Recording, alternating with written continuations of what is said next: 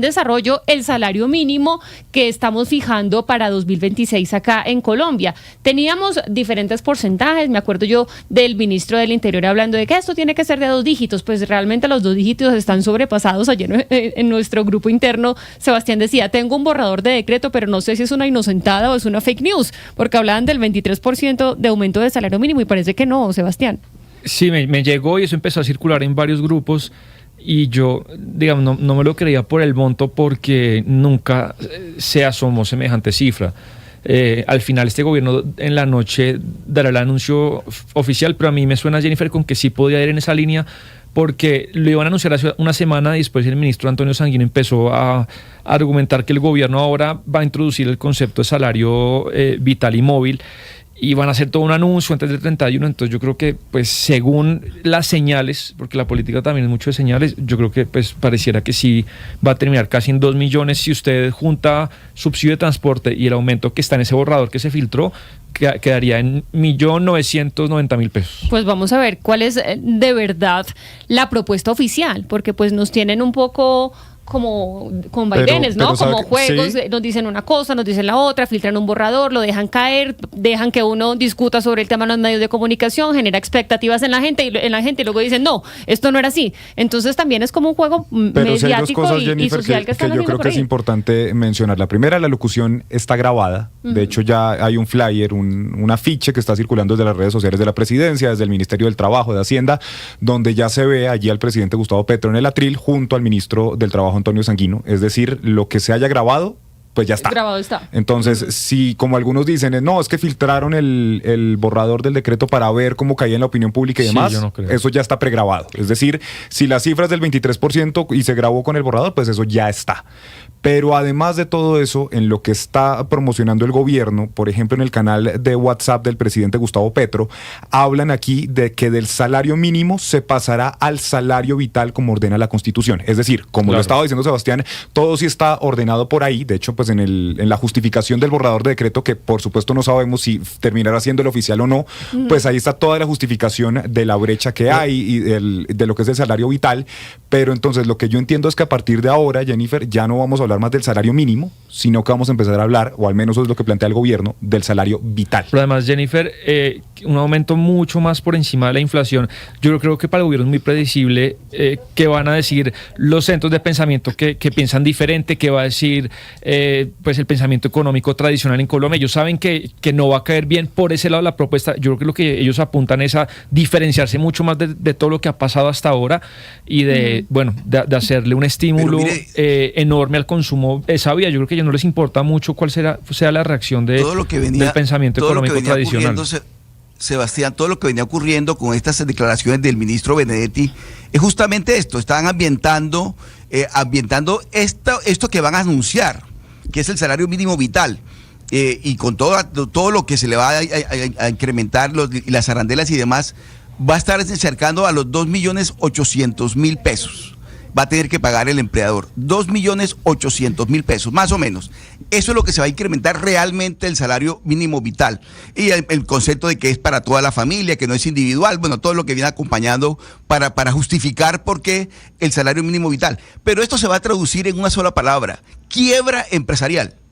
Quiebra empresarial. Si es así, como lo van a anunciar, no hay manera de que una empresa sostenga a los empleados con este salario mínimo vital como lo tiene proyectado el gobierno. En tiempo electoral, esto se debe llamar salario mínimo electoral.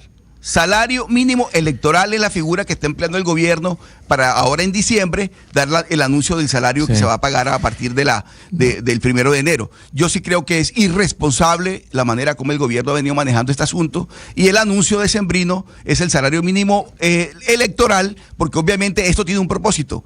El propósito electoral, como tiene un propósito también la Asamblea Nacional Constituyente, que son todos, hace parte de un mismo paquete, que es el paquete electoral que nos espera en el 2026. Que no es el único anuncio del gobierno en las últimas horas relacionado con salario. Antes del anuncio oficial, formal de lo que va a ser el salario mínimo en Colombia, pues ya el Ministerio de Salud también está anunciando que hará efectivo el pago de un salario mínimo y afiliación al Sistema General de Seguridad Social en salud a más de 8.000 estudiantes de medicina durante el año de internado médico obligatorio.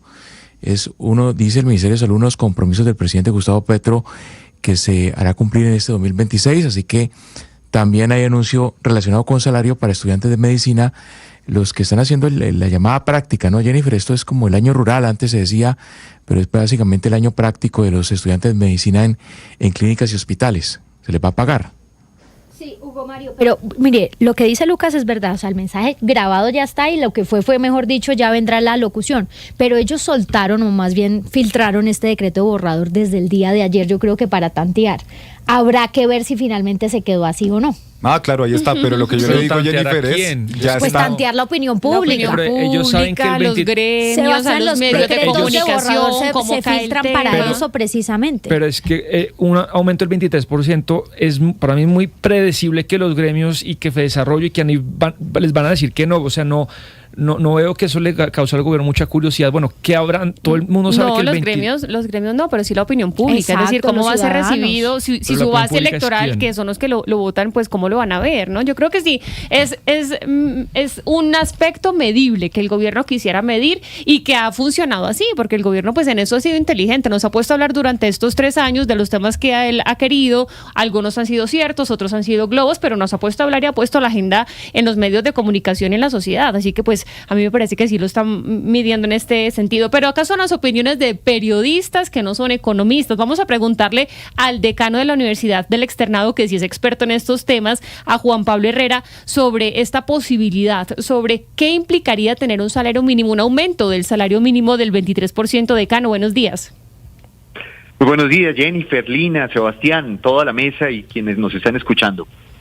¿Cuál es la implicación? Si tenemos realmente este borrador de decreto que se filtró, que se puso a rodar como para medir la temperatura, si esto es verdad, si se va a subir por decreto el 23% del salario mínimo, ¿cuáles son las implicaciones? Porque claro, uno va y le pregunta a un portero, una persona que se gana un salario mínimo y pues obviamente la felicidad porque es un aumento importante y porque cuando se comparan los salarios mínimos con otros países la gente dice es que a mí no me alcanza para vivir con el salario mínimo y mínimo necesito tener otro salario mínimo en casa para poder sustentarme. Entonces, ¿cuáles son los pros y los contras de este 23% que podría subir el salario mínimo? Pues Jennifer, yo creo que lo primero que deberíamos partir dentro de nuestra discusión es que todos quisiéramos tener un estado de bienestar y un mecanismo que nos permita generar mayores ingresos, sin duda alguna. Pero la discusión del salario mínimo, en realidad en Colombia debe verse desde varios matices. Lo primero, reconocer que más del 56% de nuestra población está en la informalidad y podría esta cifra verse fuertemente incrementada de tomarse una decisión como la que se ha filtrado y se está discutiendo seguramente al interior del gobierno. Muy preocupante, y yo esperaría que ayer, 28 de diciembre, nos hayan presentado una inocentada cuando se hablaba del 23% de incremento. Paso muy rápidamente a plantearlo. Hoy nuestro salario mínimo mensual legal vigente es 1.423.500 pesos.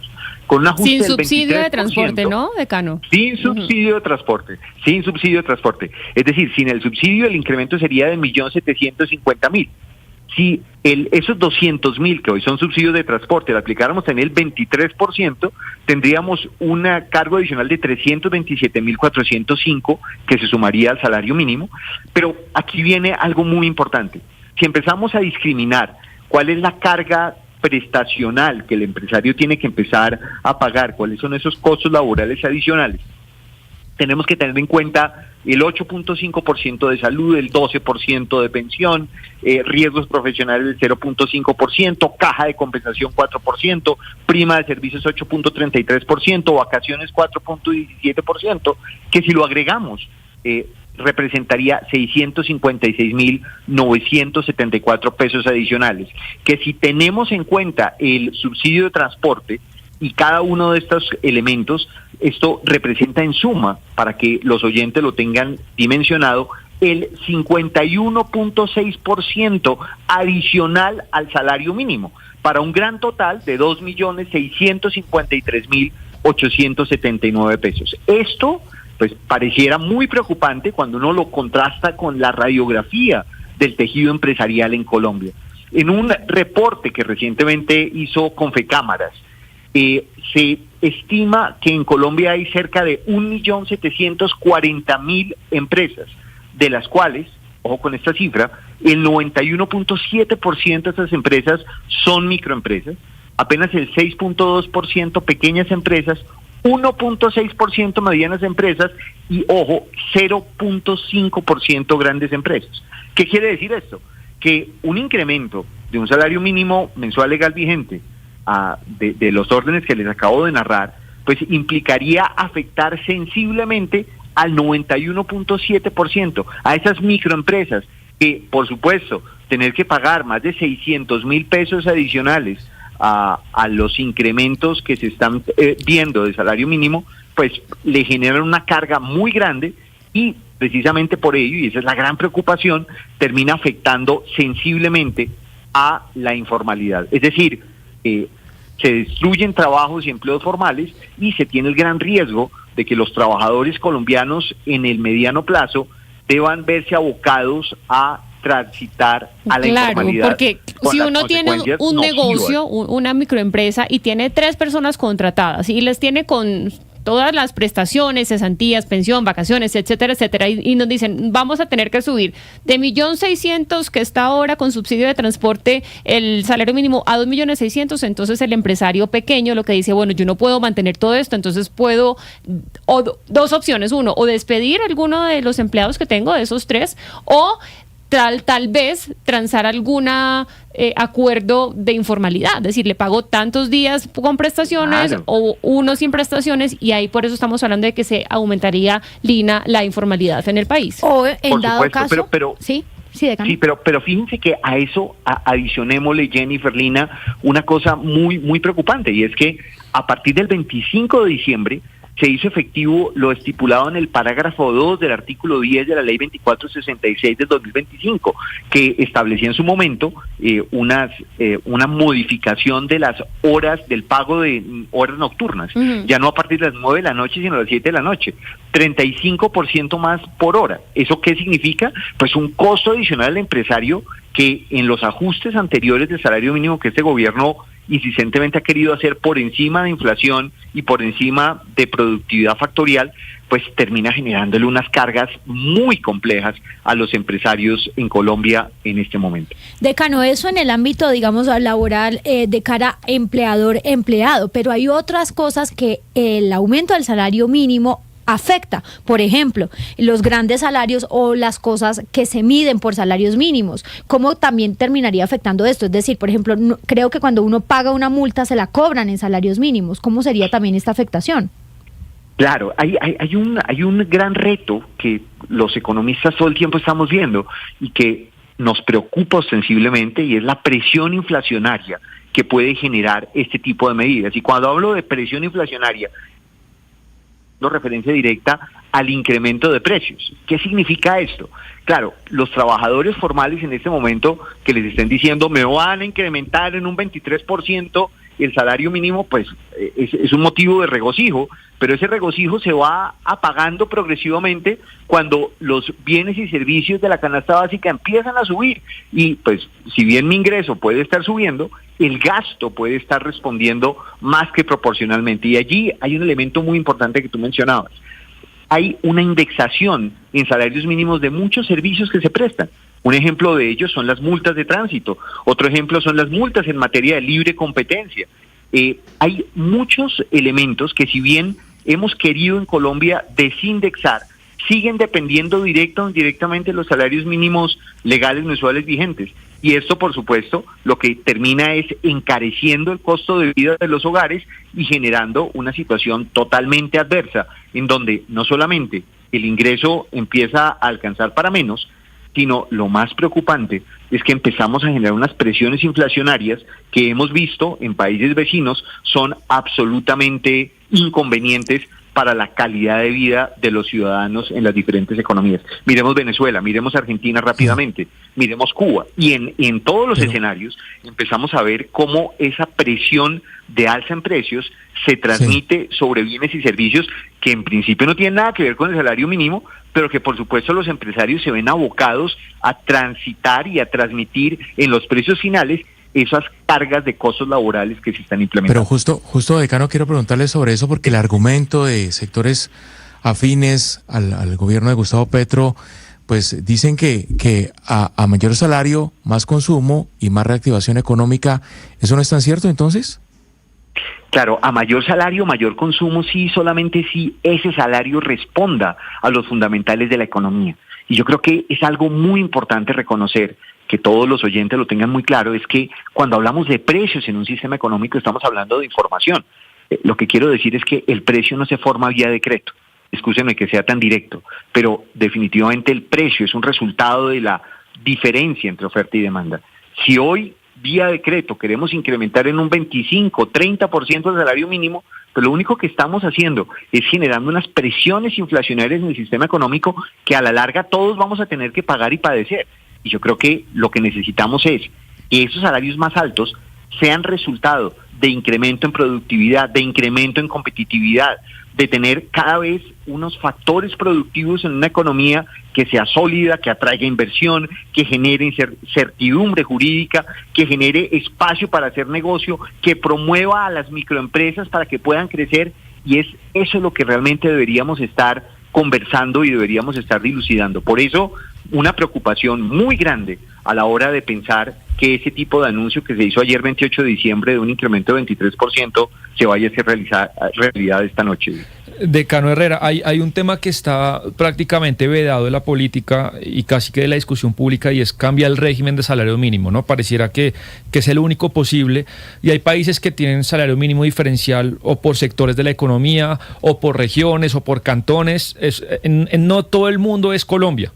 Y yo le quería preguntar a usted qué opinión tiene al respecto, porque yo cojo, por ejemplo, dos ciudades como Quibdó y Bogotá.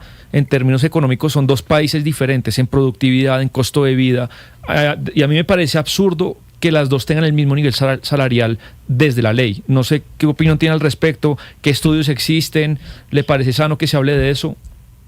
Desde hace varios años el Banco de la República ha venido avanzando en diferentes aproximaciones sobre esa discusión, y tal vez el último fue realizado hace un par de años, en donde se hizo un estudio taxativo de lo que significaría una medida como esta. Lo primero es reconocer que Colombia es un cúmulo de regiones con características y factores idiosincráticos supremamente diferentes, en donde, como muy bien lo señalas, un ajuste de un único salario pues tiene unas implicaciones distintas dependiendo de la ciudad en donde se esté viviendo. Los costos de vida son totalmente distintos, el tejido empresarial es totalmente diferente, y pues seguramente es un debate que debe seguirse discutiendo cuidadosamente. Pero yo me atrevería a decir algo, y es, en Colombia deberíamos primero ponernos de acuerdo cómo es que se va a generar cada año ese ajuste de salario mínimo.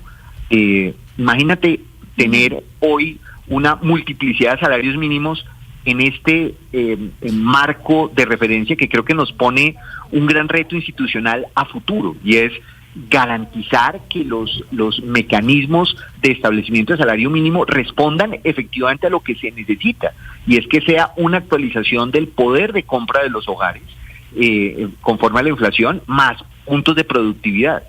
Pero, de nuevo, si vamos a sacar decretos por región, imagínense,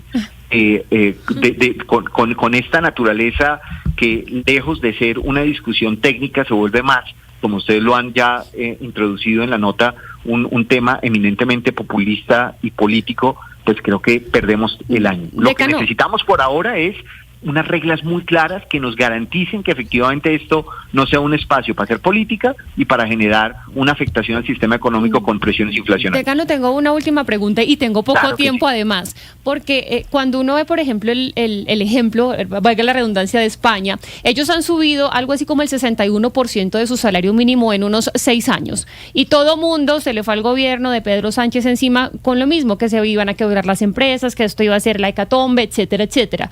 Cuando uno mira las cifras de España, pues ve que es la economía europea que más está creciendo en este momento. Entonces me pregunto, ¿podría o por qué no podría pasar algo así en Colombia? ¿Cuáles son esas diferencias? Porque claro, se muestran otros ejemplos en el mundo que han tenido unas situaciones similares y que han tenido un resultado diferente al que se ha pronosticado.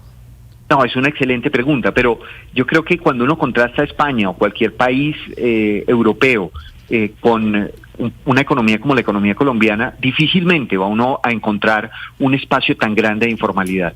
Y yo vuelvo a la cifra que ya les había comentado. Tener una informalidad del 56% en Colombia es tener un mercado negro gigantesco, en donde cualquier intento de hacer algo por lo formal puede verse reflejado en unas implicaciones nefastas sobre el crecimiento de la informalidad. Y lo que necesitamos aquí es definitivamente combatir la informalidad y garantizar que si vamos a abrir un debate a futuro de salario mínimo, que sea en realidad un salario mínimo para todos los colombianos y colombianas, y no para un subconjunto de personas que pueden estar en la formalidad y nada más que eso. Yo creo que aquí la discusión es una discusión de velar por el interés general y garantizar que a futuro visualicemos un país y una economía con potenciales de crecimiento sostenido que atraiga inversión. Pues es un punto diferenciador bastante importante el tema de la informalidad en nuestro país. Pues decano, gracias a usted por explicarnos pues lo que significaría un aumento del 23% del salario mínimo, que estamos pues muy atentos a que se confirme si es así. Muchísimas gracias, feliz día para usted. No, a ustedes muchísimas gracias por la invitación, que estén muy bien.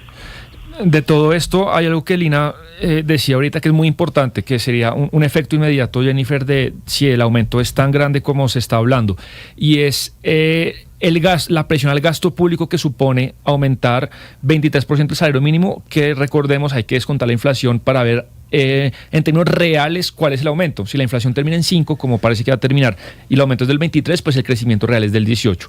Yo tengo cifras diferentes, le escribí al señor Andrés Velasco de Asofondos y a Juan Sebastián Betancourt, que es el presidente de la CARF, y les pregunté, oigan, ¿cuánto le supone al Estado de gasto nuevo cada punto adicional distinto a lo que está proyectado en el presupuesto del próximo año?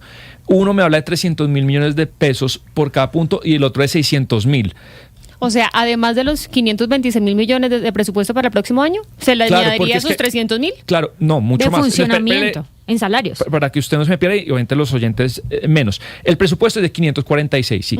Y usted ese presupuesto, 546 billones, los hace en unos supuestos macroeconómicos. Hay unos que usted no los puede controlar, como el dólar o como otras cosas, pero usted, por ejemplo, lo hace con base en cuánto será el salario mínimo del 2026. Y en ese presupuesto que se aprobó el Congreso dice el aumento del salario mínimo será del 7%.